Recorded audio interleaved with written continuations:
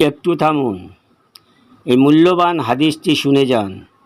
রাসূলুল্লাহ সাল্লাল্লাহু আলাইহি ওয়াসাল্লাম বলেন, কোনো ব্যক্তি এই চারটি জিনিস মেনে চললে আল্লাহ তাআলার কাছে সে ধন্য হয়ে যাবে।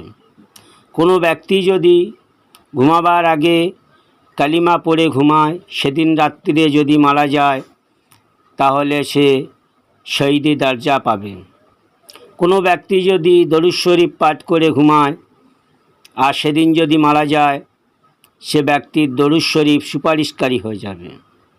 কোনো ব্যক্তি যদি আয়াতুল কুরসি পাঠ করে ঘুমায়, আল্লাহ তাআলা তার ফারিস্তা নিযুক্ত করে দেবে পাহারার জন্য।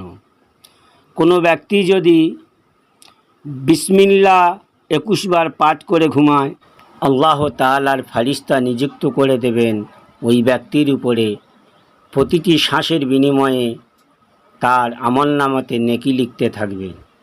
ভিডিওতে যদি ভালো লেগে থাকে অন্যদের কাছে শেয়ার করে তার ওই আমলটুকু করার সহযোগিতা করবেন, কেননা আপনার একটি শেয়ারে লক্ষ লক্ষ মানুষ এই আমলটি করতে পারেন।